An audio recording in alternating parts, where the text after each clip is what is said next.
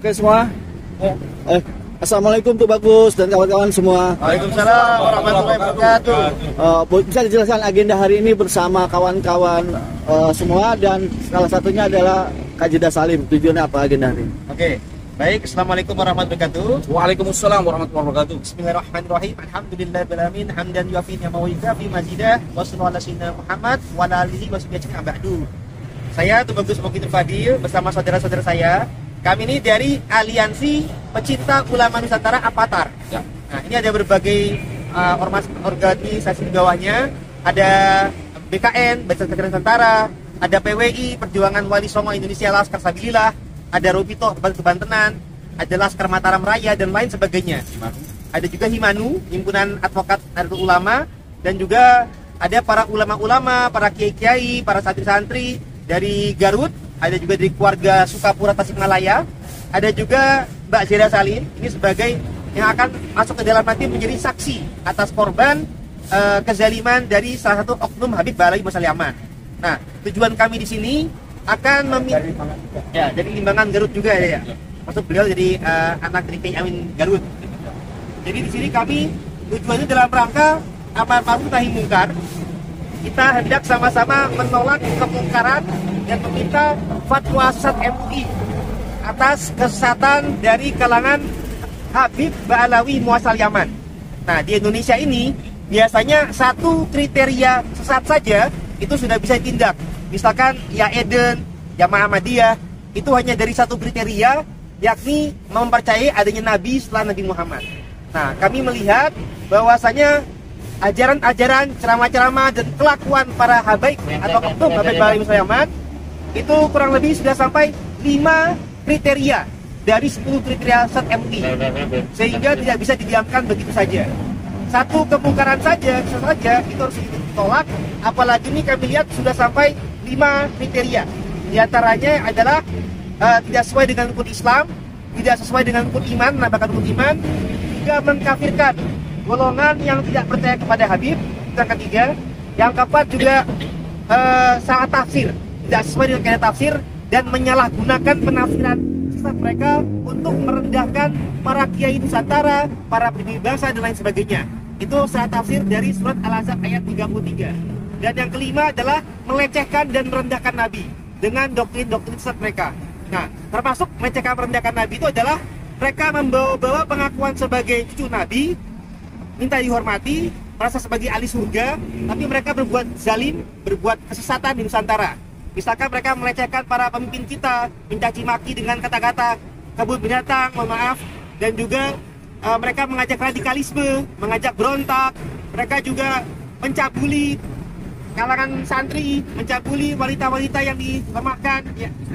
Istri jamaahnya sendiri juga ada, dan Mbak Jeddah Salim juga akan memberikan kesaksian. Ada kekerasan KDRT atau pelecehan seksual ataukah kekerasan seksual. Ternyata korbannya nggak cuma Mbak Jeddah saja, kurang lebih ada 2 lusin yang nanti Mbak Jeddah juga akan bisa memberikan kesaksian. Itu hanya satu orang. Itu hanya dari satu orang. Ketahuan.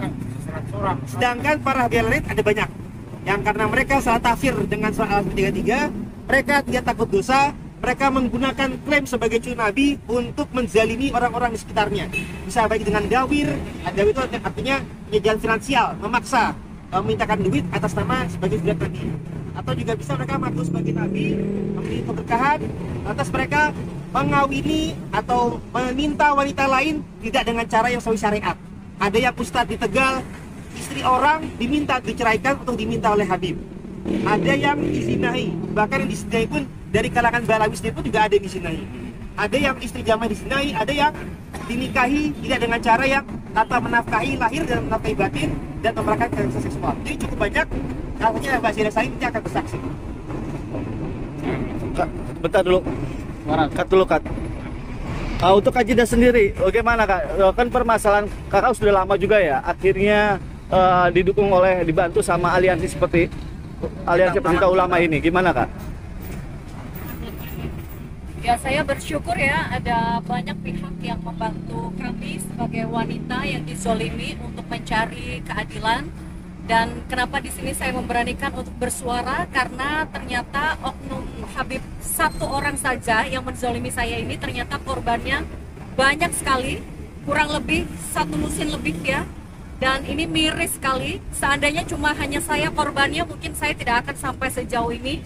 Tapi saya melihat yang saya hadapi ini bukan suami yang selingkuh hilaf 1-2 kali, tapi dia kelasnya udah penjahat, sudah melecehkan, merendahkan harkat martabat perempuan Indonesia khususnya. Sekarang mau langsung masuk ke Mau masuk sekarang? nanti kami menunggu lagi rombongan dari Banten. Begitu sudah datang rombongan Banten, ada Ki Sumbarok dan lain sebagainya, insya Allah kami akan masuk ke dalam. Dan yang paling penting dalam hal ini adalah pelepasan penjajahan spiritual. Kami kenapa datang ke MUI? MUI ini bukan hanya organisasi milik negara, tapi organisasi milik umat. Berarti MUI harus peduli terhadap umat.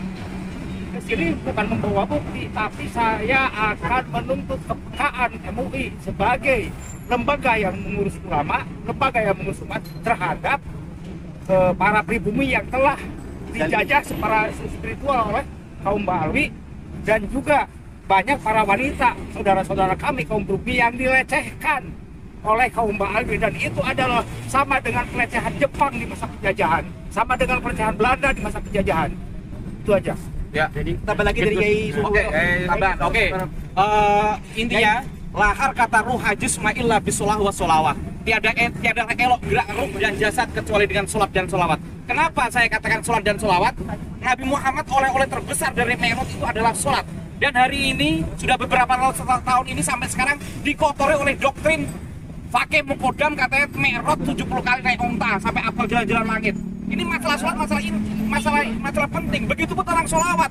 Mereka oknum-oknum itu mengatakan mendoktrin atas nama cinta Nabi, tapi faktanya mereka melakukan yang dinubuatkan Nabi, yaitu fitnah saro, yaitu akan datang suatu kaum atau lelaki yang mengaku sebagai Ahlul Bait dan keturunannya, tapi kata Nabi adalah kotoran Ahlul Bait.